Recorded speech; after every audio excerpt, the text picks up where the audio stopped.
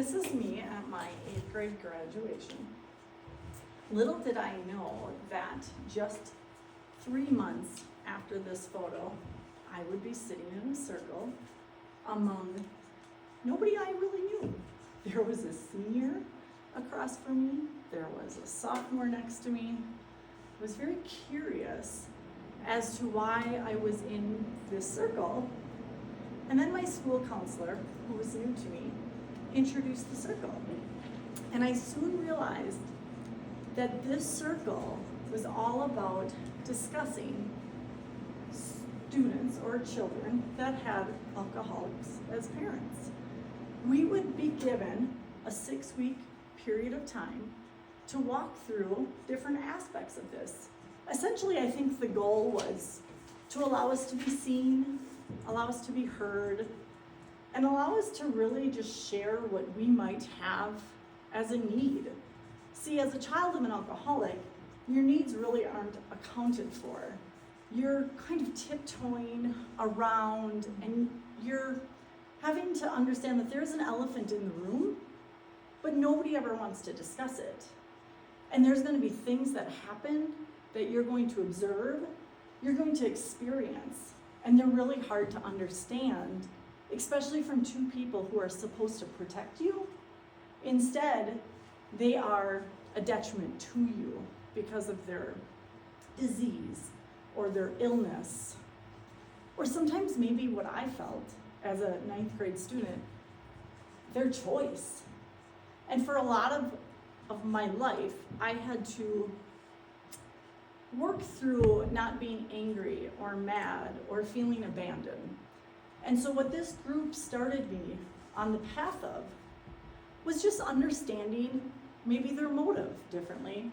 And it finally exposed me to a group of people that could hear me and give me space so that I wasn't so confused, that I could start to realize that I was going to be okay. These are my parents. And eventually, what I realized is that they were my canyon. I had to go from my head to my heart, and I had to understand that my head wanted to be mad, and my head wanted to blame these people. And then I had to go through the motions and realize that the hardest part of my journey was going to be, how do I forgive these people? How do I see them as these young 18-year-olds that really had no idea or instruction as to how to be parents, and that they probably started with the best of intentions. There's a lot of joy on their face. They fell in love when they were sophomores in high school, and I don't think that they ever intended to hurt their child. In fact, my mom chose to have me when everyone around her told her not to. And so it took me a long time to get to a place of pure gratitude for the fact that she chose me. And so I needed to see that she did see me. But her illness didn't allow her to be present with me always. Her illness made her say really hurtful things. Her illness could not protect me because she was merely surviving.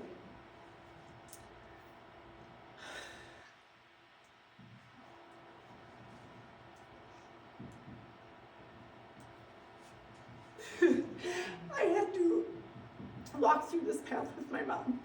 My mom is no longer here, but I will tell you when she passed, there was a lot of peace in my heart, and hopefully in hers, because I was able to tell her thank you.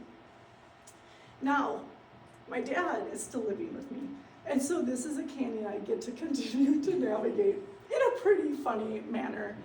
And as we walk through my adventure, through my own canyon with my father, I will get to share with you how he, along with my school counselor, has really inspired me to pay it forward, to give back to these students what my school counselor gave to me. Here it is.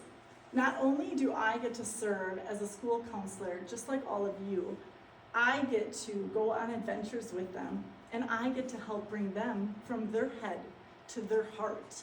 Here we are at the Grand Canyon.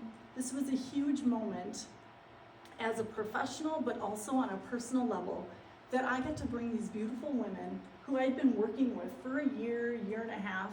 See, I run circles, and every Wednesday these girls will come to my office and they will share their canyon with me. They will go through the ins and the outs and the depths of what it is that they're working through, what it is they're struggling with. And interesting enough, they also have parents that sometimes confuse them, that they have to figure out how to protect themselves or where to go, that they can find their tribe that will walk along with them, even if it can't be the parents or the people that brought them into this life. These girls, we had this amazing circle in the Grand Canyon, and it was such a representative moment of my own journey out of the canyon, but also the beginning of theirs. And it was such a beautiful space to share with all of them, and I will forever be grateful. So here we are. Today's bulk of our time together will be all about the courage in the canyon. And I am going to invite you to think of your own canyon. We all have one. Whether we recognize it yet or not, there's something that we have to navigate. Whether it's our daily climb or whether it's a really long trip down. We have to acknowledge that when we climb into that canyon and we are courageous, we get to come out a better version of ourselves. So today I invite you, as we talk through this, to just think about what your canyon might be. One step, one feeling, one moment at a time. Did you know that any given day we are experiencing over 400 different emotions because we have all these different interactions? As a school counselor especially, we invite people into our space so that we can give them space. We listen to their emotions, we understand our response to those emotions, and then obviously we have the frazzle, right? We're going back and forth, we're putting on different hats, and we have to navigate our day-to-day. But then we come at it with our own experiences that lead into this. I can only imagine what my school counselor, now knowing her on a personal level, and she is still in my life to today, and actually just spent Christmas with my family and I when we went back to Wisconsin. But she is a human being, and she was navigating this huge moment in her life and milestone. And to know that she could still provide that opportunity for me to grow and walk out of my canyon. I'm going to share with you a few things that I have learned that I need to pack along the way. The first thing, a map. Now, what does a map do? A map might provide some of the facts. As a child, there wasn't a whole lot of certainty. It was kind of having to be in that adventurous state of like always being ready. And then I realized I could kind of navigate it by knowing what to expect. I could know what my maybe developmental needs were. I could figure out what path I wanted to take because of other maps that were exposed to me. And I could decide, you know what, that's a better trail. I'm going to take that one. The next tool, I'm going to go ahead and skip these. Oh, was that it? Nope, that's okay. The next tool is really my grounding gear. See, going through this tumultuous trail, I had to realize that I needed something to ground me and provide security for me.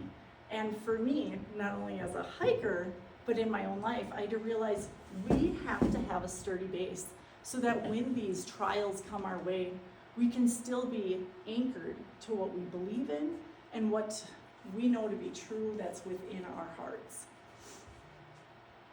One of the things that I've learned over the years is that there's a simple exercise called heart math.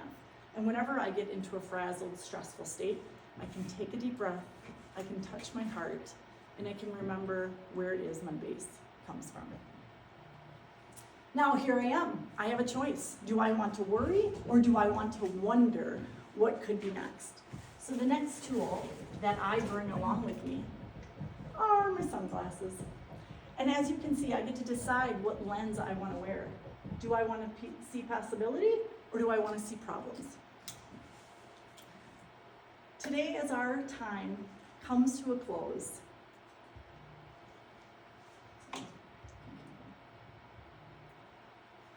I want you to know we did it. We walked through this canyon together. Now, some days, they're going to be cloudy days where we have no idea what's ahead of us. But we must trust that all we need to do is put one step in front of the other. And just like a car driving through fog or a person on a trail,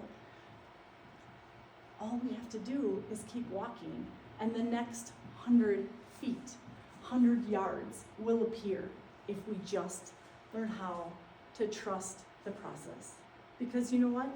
Every step of the path is your path, and it's a beautiful thing. Speaking of beauty, when you get to the bottom of the canyon, as we all know, the Grand Canyon is right in our backyard. How lucky are we? And so I've been to the bottom of the Grand Canyon many times, not only in my heart, but physically. And what I've come to realize when I got to the bottom of the canyon, the bigger the canyon, the bigger the crack in our earth, the more beauty that we get to experience, the more capacity we have to love, to have compassion for others. See, the bigger the break in my heart, the better the lessons became in my life. And I get to walk through life knowing that everybody has a canyon. And now maybe I can help navigate their canyon. So as you all sit in front of me today, I know that because of your canyons, you now get to bless these students that are in front of you. And you will continue to do so because something brought you to this career. And so as we close together today, I just want to say thank you for being here, because you are what allows me to stand here. Thank you.